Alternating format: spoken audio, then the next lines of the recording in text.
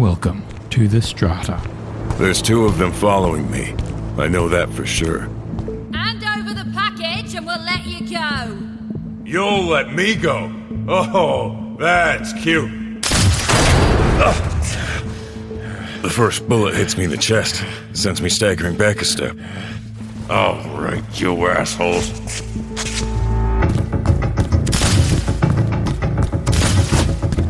Look out! Let's go! Move it! Yeah, run! That's it. And spread the word. Don't mess with Rust. Ever. Anyone who tries is gonna... forget it. The Strata. In a dystopian city, an aging courier is forced to go into business with an underworld gang lord in order to pay for the treatment that keeps him alive. Check out The Strata anywhere you listen to podcasts.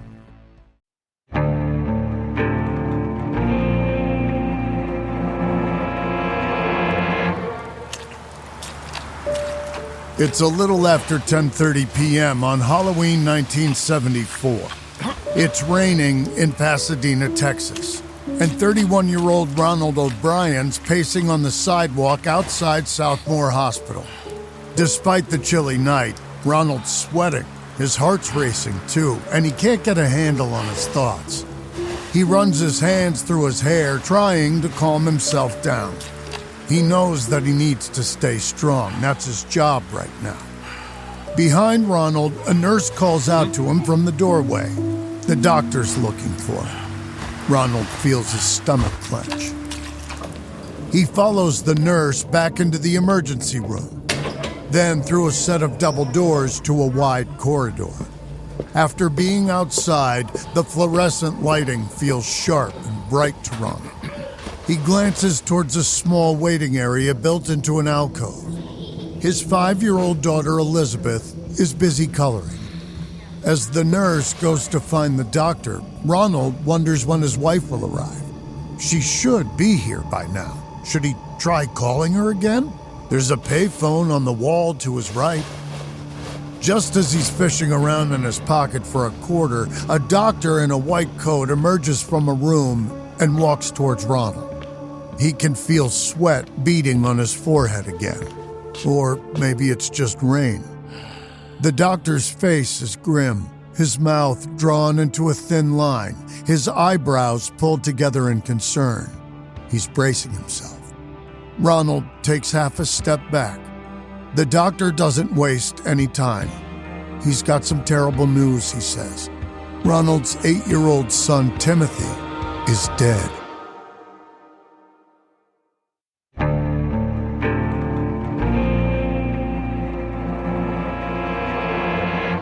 From Airship, I'm Jeremy Schwartz, and this is American Criminals Halloween.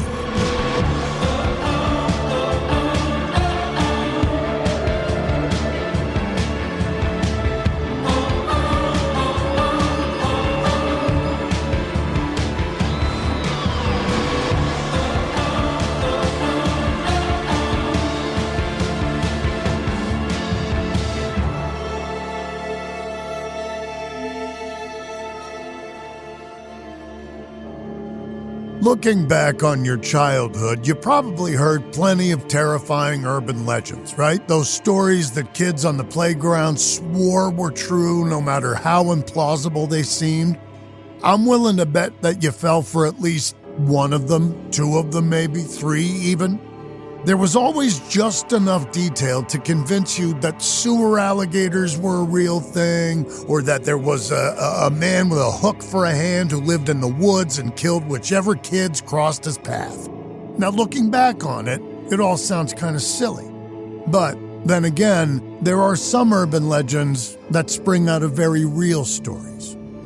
For example, those warnings to be careful about what candy you take from strangers on Halloween because there might be poison in them, or razor blades, or needles. Well, while I can't personally attest to ever finding something sharp in a chocolate bar, I can assure you that the stories about poison candy are definitely true. Well, one of them is.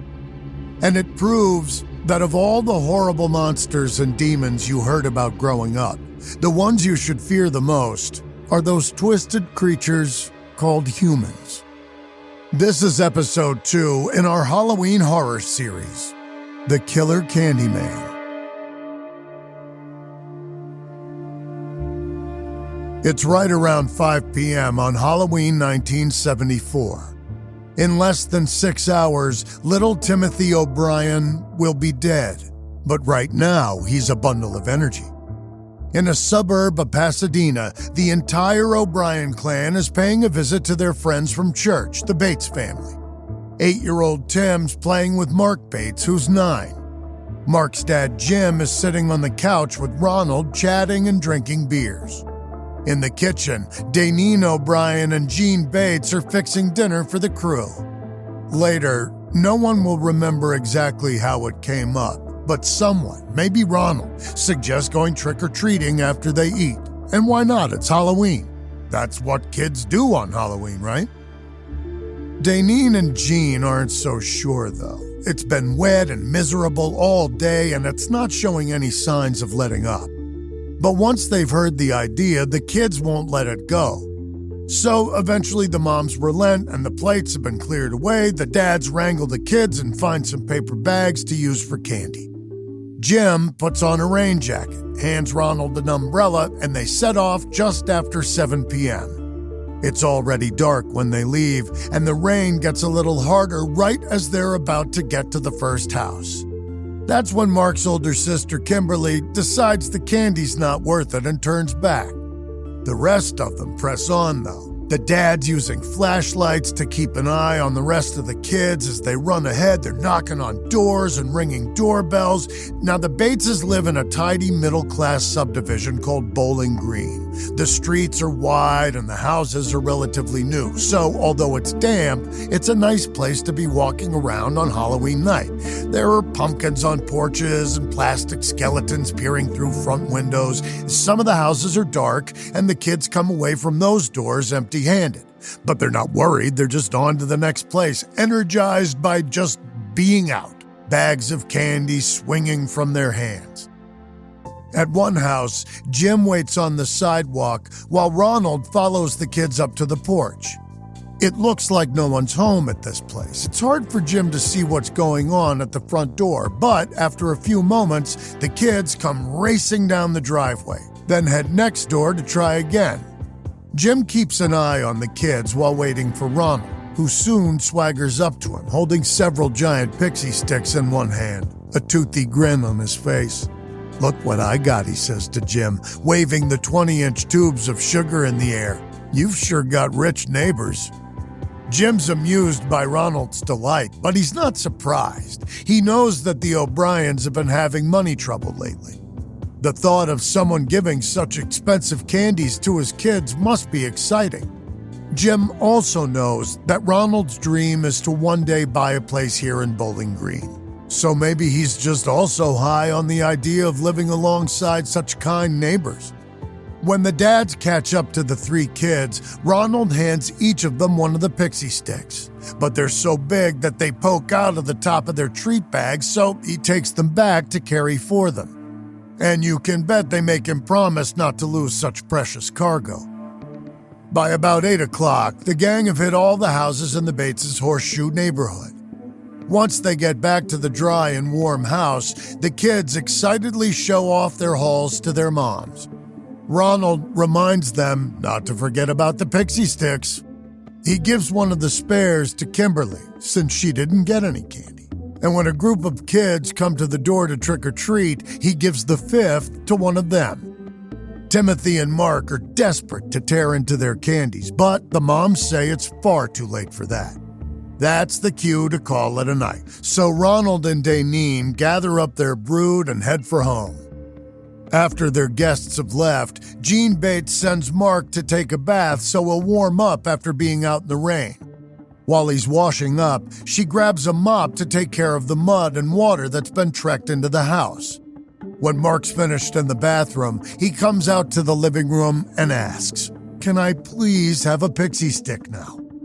Jean rolls her eyes and tells him absolutely not. She's not having him spill sugar all over the floor she just cleaned. That's an outside candy. He'll just have to wait until tomorrow.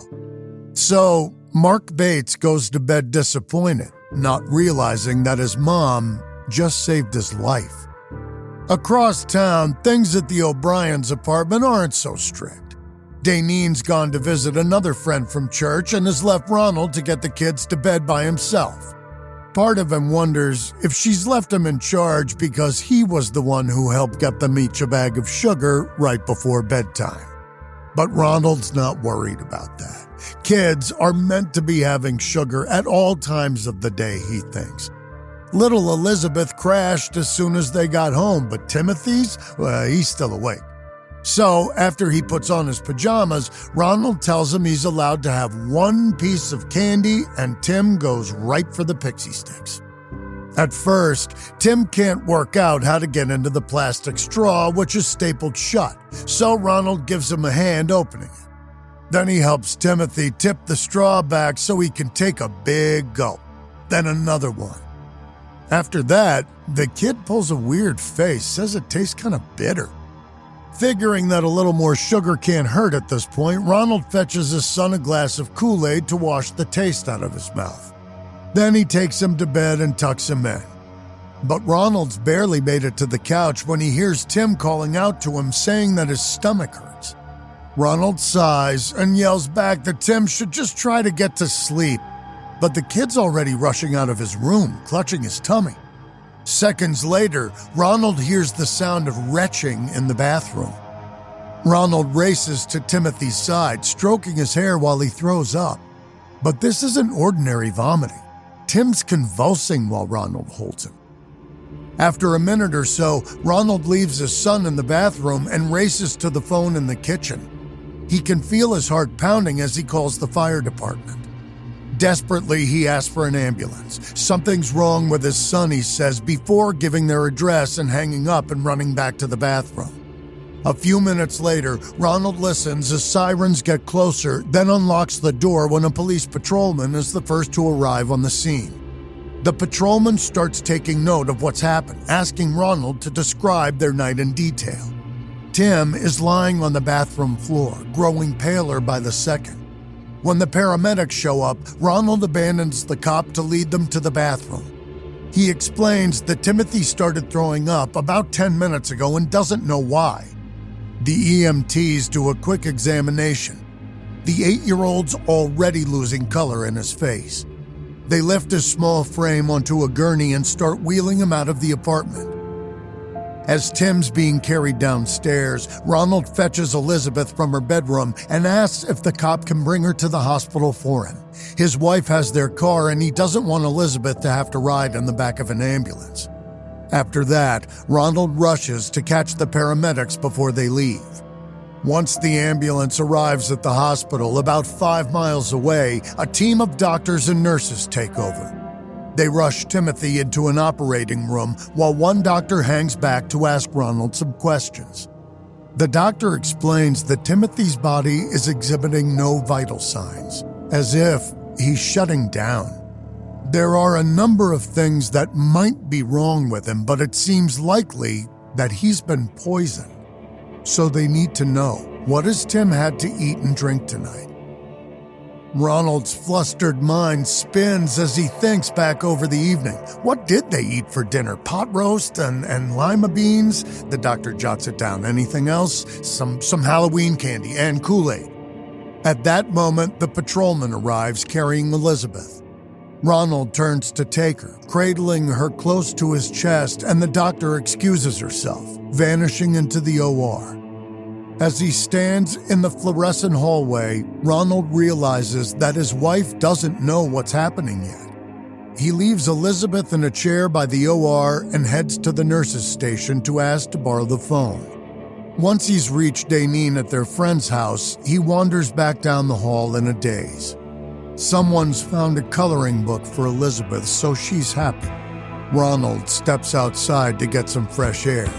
He stands there in the rain until a nurse calls him inside to speak to a doctor. It's been just 90 minutes since Ronald put his son to bed when he hears the awful news. Timothy is dead. If you're still overpaying for wireless, it's time to say yes to saying no. At Mint Mobile, their favorite word is no. No contracts, no monthly bills, no overages, no hidden fees, no BS. Here's why you should say yes to making the switch and getting premium wireless for $15 a month. Ditch overpriced wireless and their jaw-dropping monthly bills, their unexpected overages and hidden fees. Mint's plans start at just $15 a month. All plans come with high-speed data and unlimited talk and text, delivered on the nation's largest 5G network. I'll tell you what's great, because you can use your own phone, your own number, all your contacts and stuff like that. I have a friend who took his old phone, took it to Mint Mobile, they resurrected it, brought it back to life, and that phone now is in the hands of his child. So that kid's got an old phone, and it works great, and thank you, Mint Mobile. Are you ready to say yes to saying no? Then make the switch at mintmobile.com/AmericanCriminal. That's mintmobile.com/AmericanCriminal. Upfront payment of $45 required, equivalent to $15 a month. Limited time new customer offer for first 3 months only. Speeds may slow above 35 gigabytes on unlimited plan. Taxes and fees extra. See Mint Mobile for details. If you run a small business, you know there's nothing small about it. Every day there is a new decision to make, and even the smallest decisions can feel massive. Now, when those decisions begin to feel daunting, you want to know that you have the right platform and all the tools to be successful. Well, guess what? Shopify. Shopify's point-of-sale system is a unified command center for your retail business. It brings together in-store and online operations across up to 1,000 locations. Imagine being able to guarantee that shopping is always convenient. Endless aisles, ship to customer, buy online, pick up in store, all made simpler so customers can shop how they want and staff have the tools to close the sale every time. And let's face it, acquiring new customers is expensive. With Shopify POS, you can keep shoppers coming back with personalized experiences and first-party data that gives marketing teams a competitive edge. In fact, it's been proven. Based on a report from EY, businesses on Shopify POS see real results, like 22% better total cost of ownership and benefits equivalent to an 8.9% uplift in sales on average relative to the markets that surveyed. Get all the big stuff for your small business right with Shopify. Sign up for your $1 per month trial and start selling today at shopify.com/AmericanCriminal. Go to shopify.com/AmericanCriminal. Shopify.com/AmericanCriminal.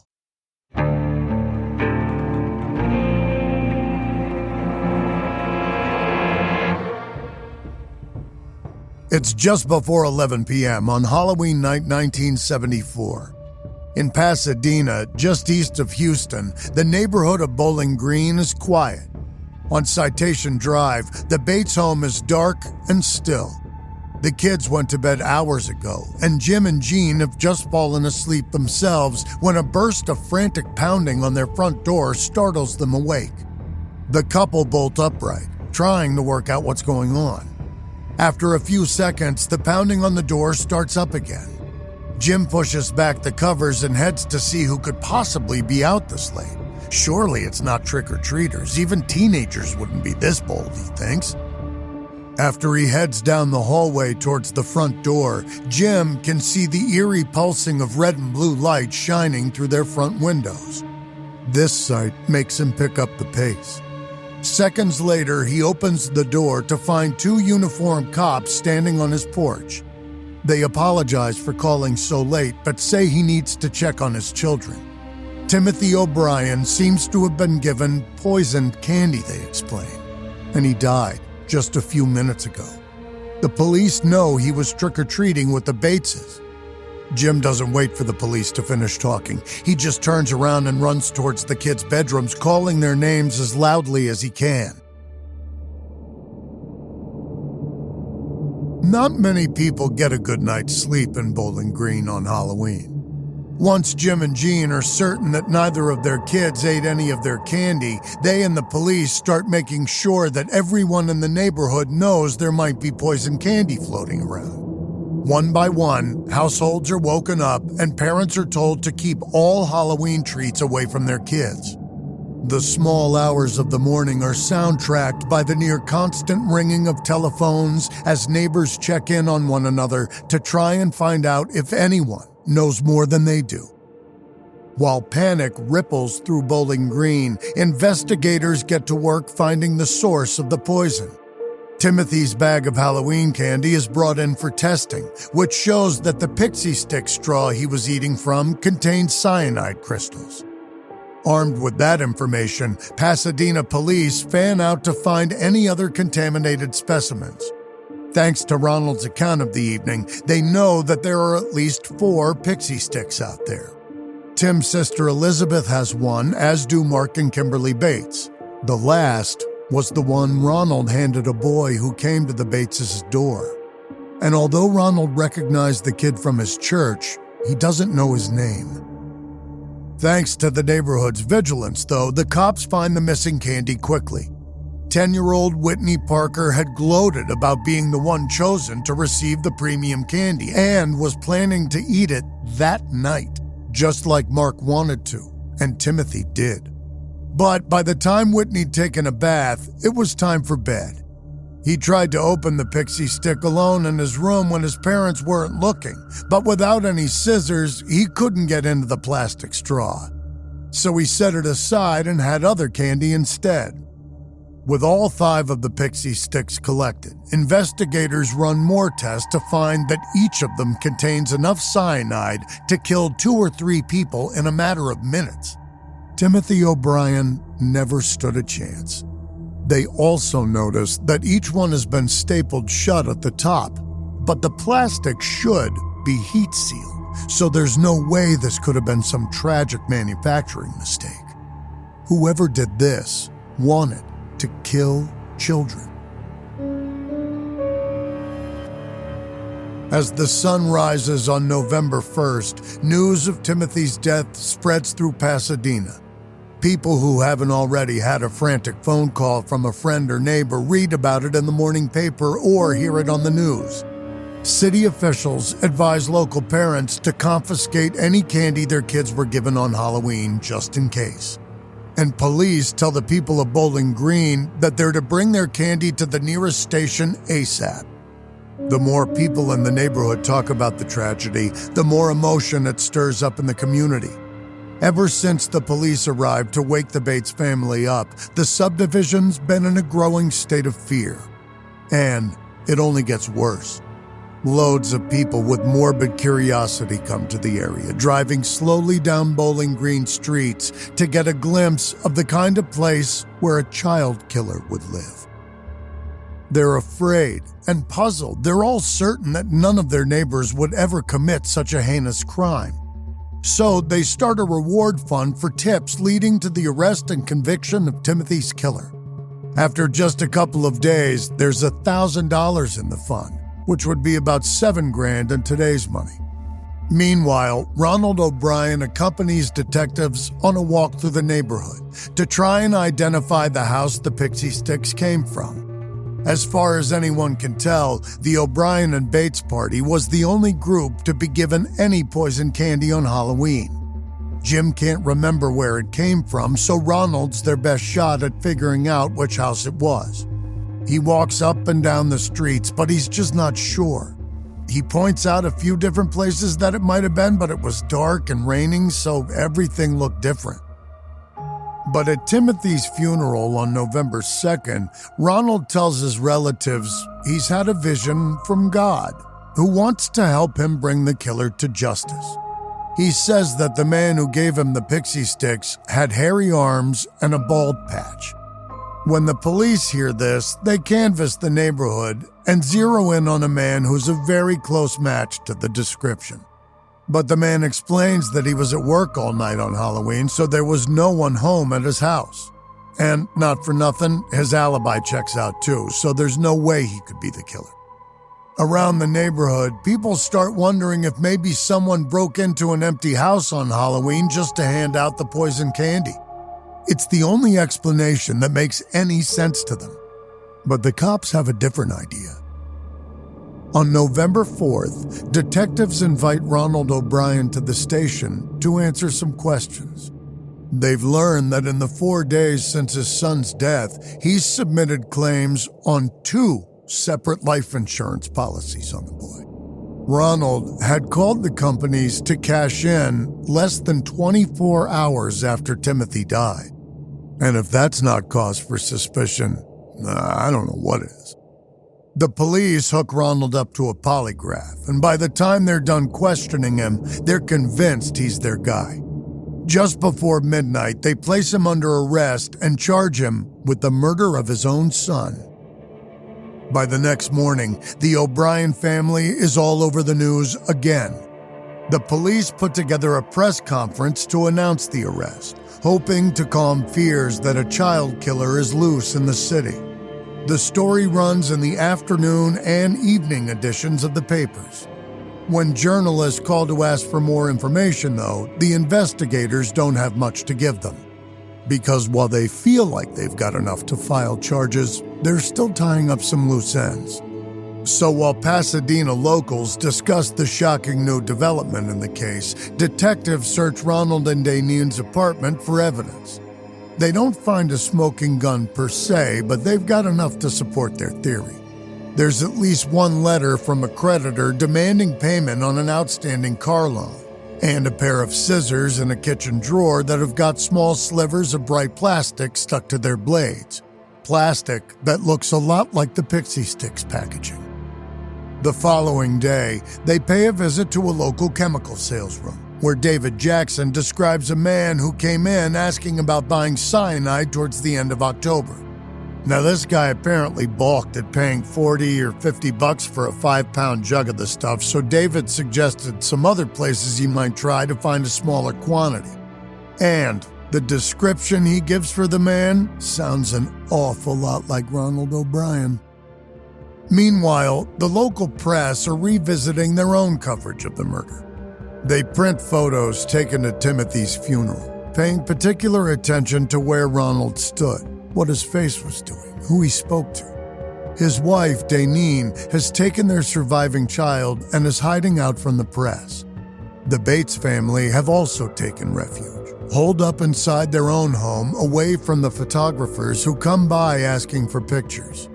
Jim and Jean can't believe what their friend did and are still trying to come to terms with the fact that he was willing to kill their children to try and cover his tracks. They knew he was having money troubles, but they never imagined he'd do something like this. As for Ronald, his pastor and his lawyer both speak to the press on his behalf. Using them as mouthpieces, he says that he's shocked that anyone would think him capable of murder. He's heartbroken over Timothy's death, he says, just heartbroken. But broken-hearted or not, on November 11th, Ronald's indicted on 1 count of murder and 4 counts of attempted murder for the other Pixie Sticks he gave out.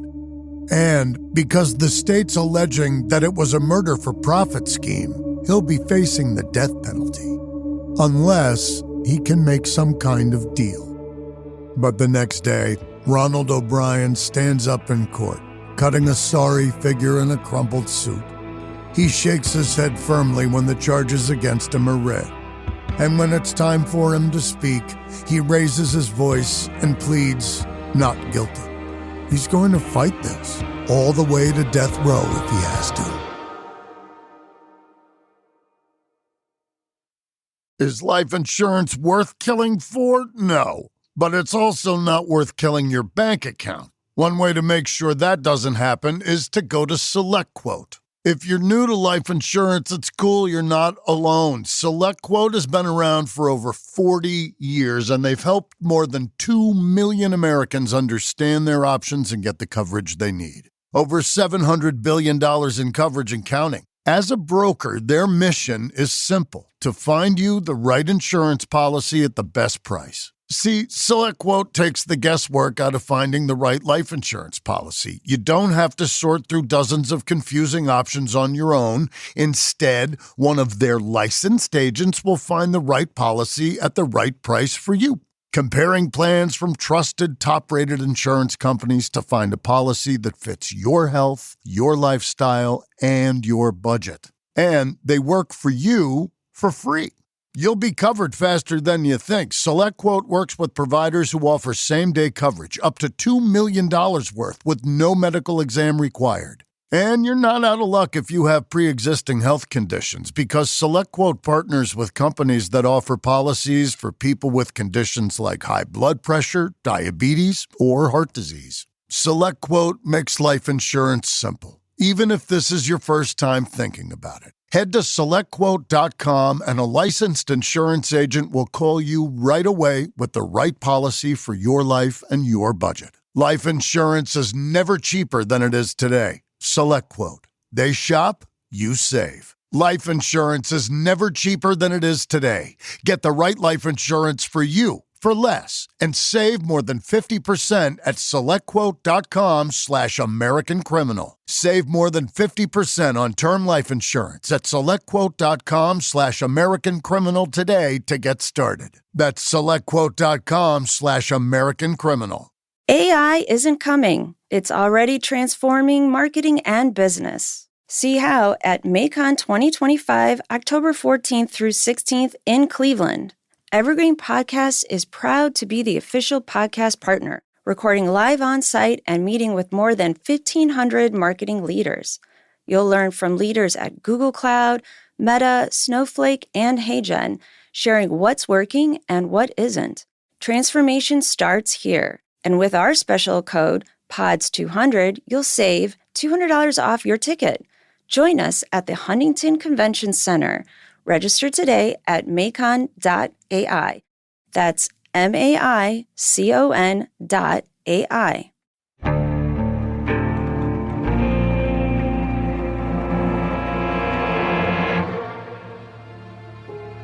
It's May 19th, 1975, in a Houston courtroom.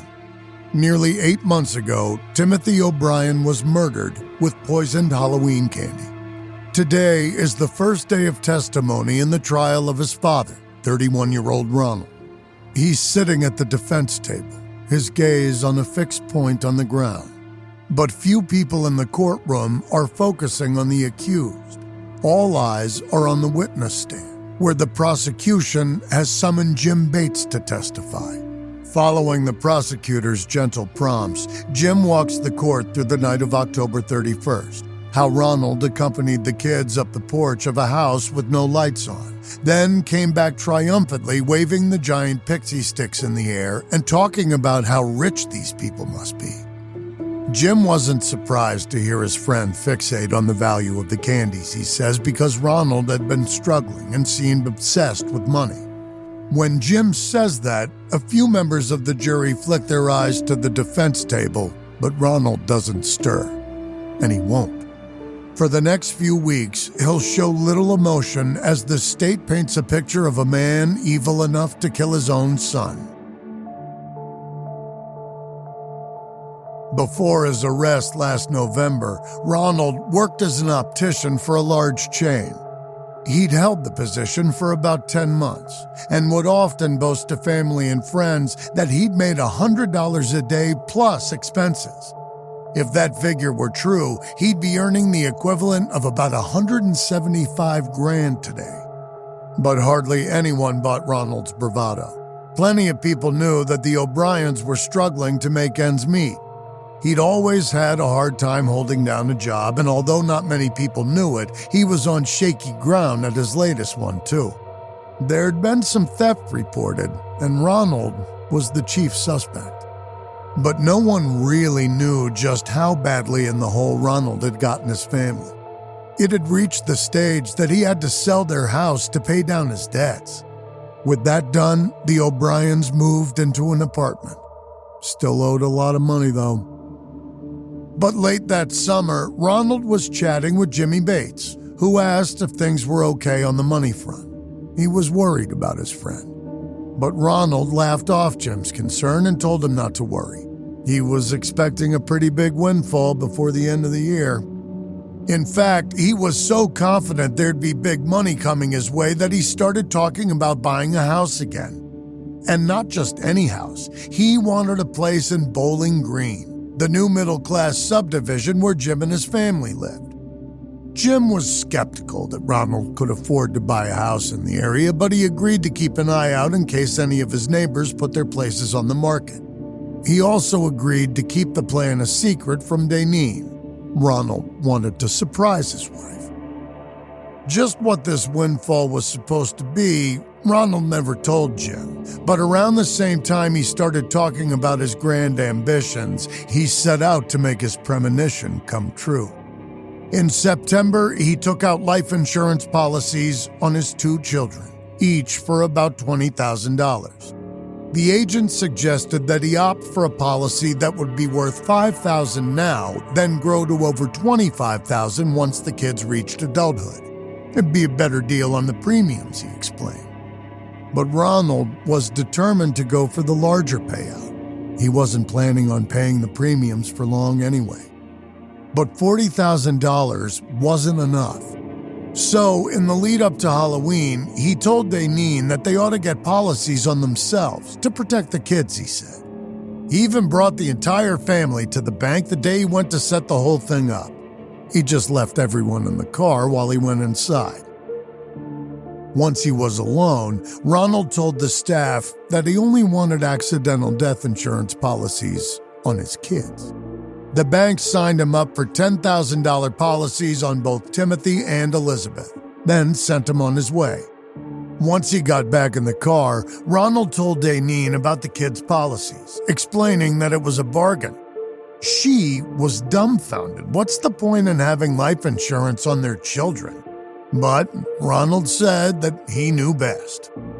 Deneen had a very good point. They had no money. They were scraping by paycheck to paycheck.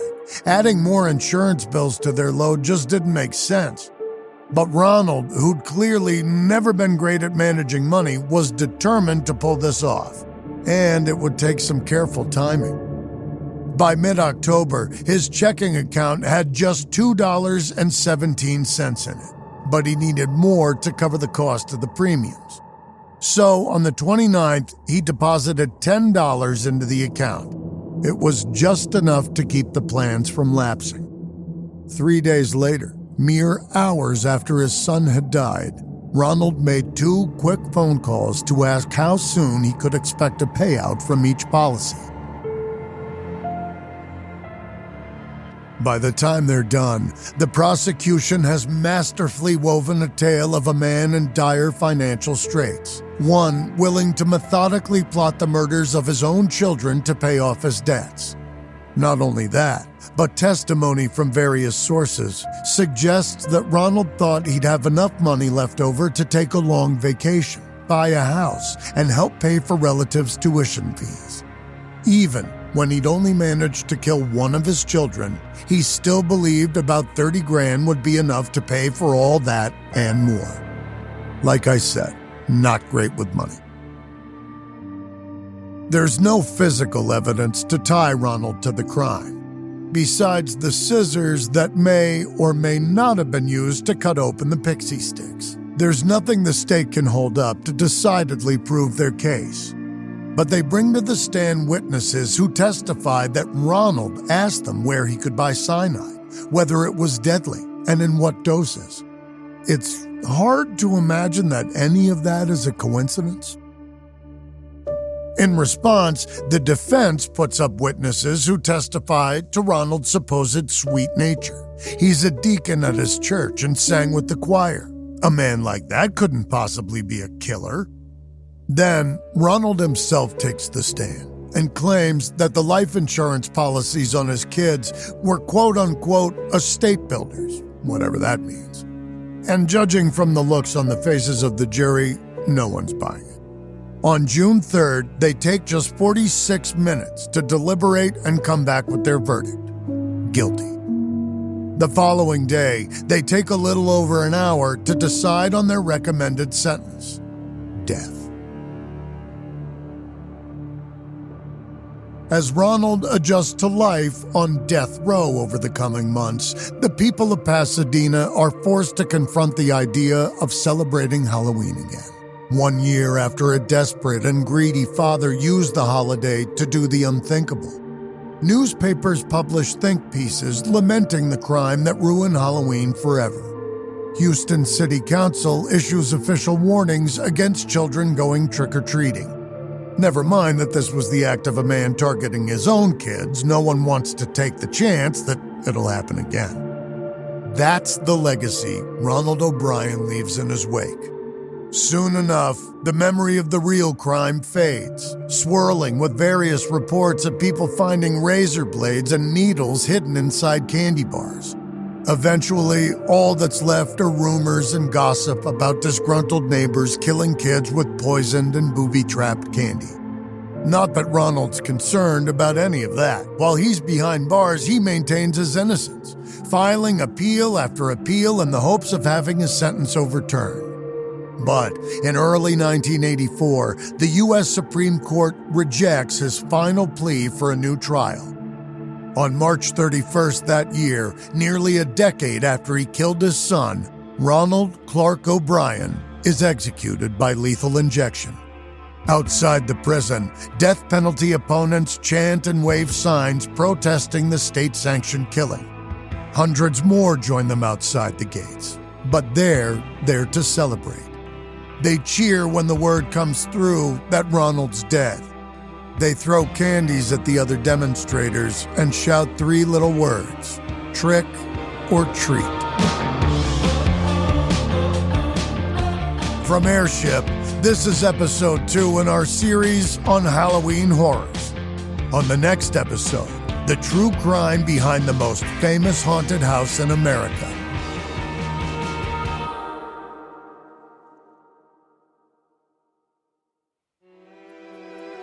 This episode may contain reenactments or dramatized details, and while in some cases we can't know exactly what happened, all our dramatizations are based on historical research. American Criminal is hosted, edited, and executive produced by me, Jeremy Schwartz. Audio editing by Mohammed Shazid. Sound design by Matthew Filler. Music by Thrum. This episode is written and researched by Joel Callan. Managing producer Emily Burke. Executive producers are Joel Callan, William Simpson, and Lindsey Graham.